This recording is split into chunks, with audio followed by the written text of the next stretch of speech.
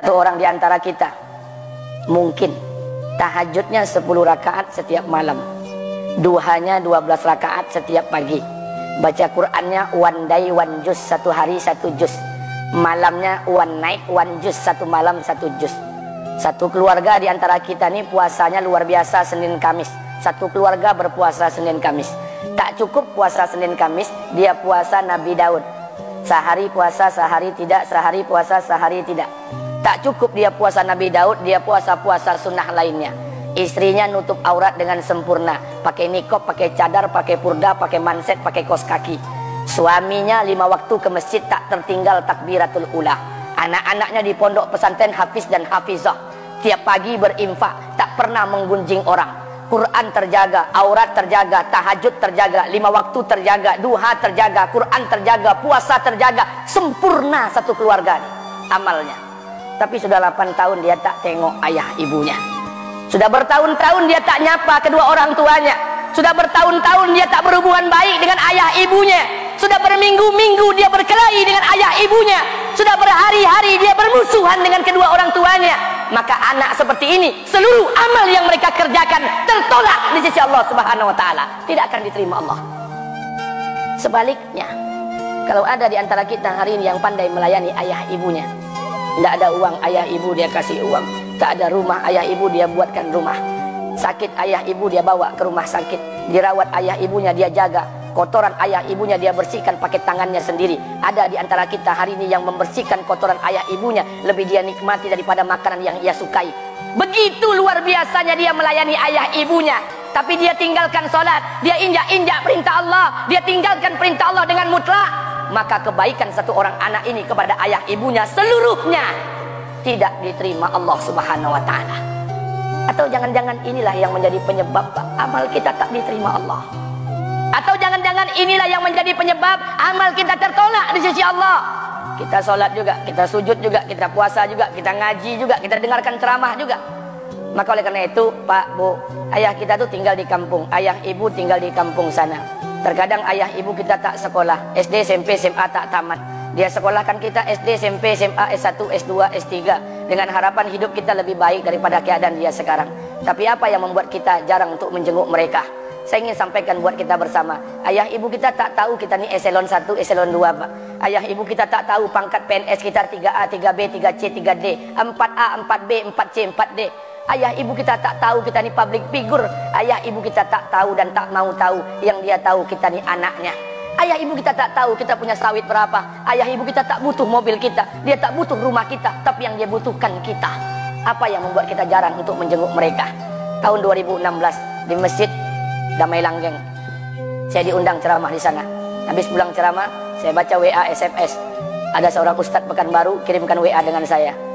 Saya baca 2 kali, air mata saya menetes. Kenapa? Karena WA itu berisi cerita satu orang ibu sedang menelpon anaknya. Ibunya nelpon anaknya. Assalamualaikum nak. Waalaikumsalam kata anaknya. Kata ibunya, nak, sudah 1 bulan kau tak tengok ibu. Apa yang membuat engkau berhalangan nak? Apakah kau sibuk dengan pekerjaanmu? Minggu yang kedua ibunya telepon lagi. Assalamualaikum nak. Kata anaknya, waalaikumsalam. Kata ibunya, nak, ibu dapat kabar apa engkau baru beli mobil baru. Apa betul nak? Kata anaknya, betul bu. Kata ibunya, alhamdulillah nak, ibu bangga kau pandai menyenangkan hati anak istrimu. Minggu yang ketiga ibunya telepon lagi. Assalamualaikum nak. Kata anaknya, waalaikumsalam. Kata ibunya, nak, ibu dapat kabar bahwa engkau baru beli rumah baru. Apa betul nak? Kata anaknya, betul bu. Kata ibunya, alhamdulillah nak, ibu senang kau bertanggung jawab dengan anak istrimu. Minggu yang keempat ibunya telepon lagi. Assalamualaikum nak. Waalaikumsalam. Kata ibunya, nak, tadi ibu pergi ke pasar, ibu jumpa temanmu di pasar. Kata temanmu di pasar, temanmu banyak bercerita tentang kamu. Kata temanmu tadi, kamu baru beli anak anjing seharga 40 juta dari negeri Belanda. Apa betul nak? Kata anaknya, betul. Kata ibunya, nak, dengarkan pesan ibu untuk terakhir kalinya. Apa pesan ibunya? Wahai anakku, engkau pelihara 1 ekor anjing. Kau siapkan harga anjing 40 juta. Kau siapkan rumah untuk anjingmu depan rumahmu. Kau jaga anjingmu pagi, siang, dan sore. Kau mandikan anjingmu pagi, siang, dan sore. Kau kasih makan anjingmu pagi, siang, dan sore. Demi Allah nak, dengarkan pesan ibu untuk terakhir kalinya. Apa kata ibunya? Demi Allah nak, demi Allah, Kalau seandainya Allah menciptakan ibu, kalau seandainya Allah menciptakan ibu untuk yang kedua kali di muka bumi ini, nak, demi Allah, ibu tak ingin terlahir sebagai manusia. Ibu ingin lahir sebagai seekor anjing, biar berada depan rumahmu dan melihat wajahmu setiap hari. Ibu kita tak butuh harta kita, Pak. Dia tak butuh uang kita, dia butuh kita. Apa yang membuat kita jarang untuk menjenguk mereka? Pantas hidup kita tidak berkah, pantas rumah tangga kita tidak sakinah, karena hubungan dengan ayah ibu kita rusak selama ini. Masih ada kesempatan, masih yang jauh telepon, yang dekat kunjungi mereka. Demi Allah, kita butuh keberkahan doa mereka. Yang sudah meninggal, ziarahi kuburnya dan doakan mereka. Imam As-Syafi'i berkata, apa kata Imam As-Syafi'i? Manusia zalim, manusia bodoh, kalian tak tahu apabila ayah dan ibu kalian mengangkat tangan di malam hari, dia berdoa kepada Allah untuk anaknya. Doanya cuma sekali, malamnya cuma sekali, hanya sekali saja doanya. Apa kata Imam Syafi'i? Sekali doa ayah dan ibu kalian sudah cukup bagi Allah untuk menjadikan kalian anaknya berkah dunia akhirat. Hari ini berapa banyak doa ayah dan ibu kita, tapi tidak ada keberkahan buat anak mereka. Kenapa? Hati mereka tersakiti.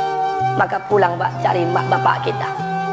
Kita punya rumah hari ini, Bu, kita punya rumah, punya harta, punya uang, punya pekerjaan, punya kekayaan, punya sawit. Kita jadi orang hari ini, jadi pegawai bukan kena sarjana kita, Pak. Kita jadi orang hari ini bukan kena otak kita. Kita jadi orang hari ini bukan kena kepintaran kita.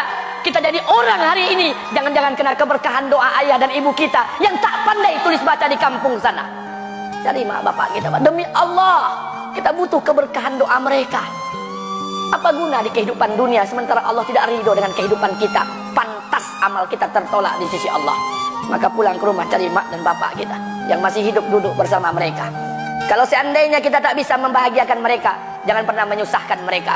Kalau seandainya kita tak bisa membuat mereka tertawa, jangan pernah membuat mereka menangis. Demi Allah, kita hanya punya satu ayah kandung, kita hanya punya satu ibu kandung. Tidak akan ada ayah kandung yang kedua, tidak akan ada ibu kandung yang kedua. Harta kita cuma satu, ayah kita cuma satu, ibu kita cuma satu. Tidak akan ada ayah kandung yang kedua, tidak akan ada ibu kandung yang kedua. Pangkat jabatan bisa dicari, harta bisa diraih, kesempatan membahagiakan ayah dan ibu kita hanya sekali di kehidupan dunia ini, Pak. Pulanglah. Ketika mereka memanggil, tinggalkan istri, tinggalkan pekerjaan, tinggalkan semua proyek kita. Demi Allah, datangi mereka. Kata Nabi, sesaat kalian duduk bersama ayah dan ibu kalian akan mendatangkan keberkahan. Kenapa kalian tidak duduk bersama mereka? Jangan-jangan inilah yang menjadi penyebab amal-amal kita